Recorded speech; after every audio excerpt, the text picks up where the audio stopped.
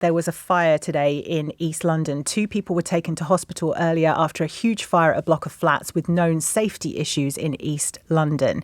LBC's Fraser Knight has spent the day at the scene in Dagenham and joins us now. We're watching just now as firefighters continue to pour water over this building. It's been on fire in some form for more than 12 hours and we can still see some of the flames through what is now a shell of a window on the top floor. They're using aerial appliances to pour water there, but this was a night really of chaos and fear for the families who live inside there. They woke up to smoke, to flames, and some of them say no fire alarm to alert them to what was happening. Mohammed is one of those residents. He lives on the 6th floor and says his pregnant wife smelled the burning and at first thought she'd left her hairdryer on.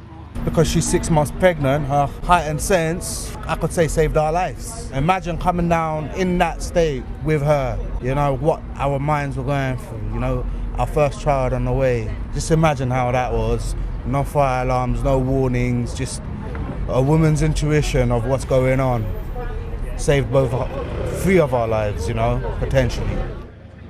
Now, the fire service says there were a number of known fire safety issues around this building in Dagenham, and some of the residents have said dangerous cladding on the side was in the process of being removed. It's still surrounded by scaffolding, and at the back you can see that as well has been destroyed by the flames. The windows have been blown out. Much of it is now a black shell of what it was. Now, earlier there was a major incident declared. When I arrived, ambulance crews were on standby while searches of the building were taking place. That major incident was stood down a few hours ago, and the Assistant Fire Commissioner Patrick Goulburn told us his teams had rescued a number of residents. More than 80 people were evacuated by firefighters and at least 20 were rescued, including using our fire escape hoods, which can provide 15 minutes of clean, filtered air in smoke environments,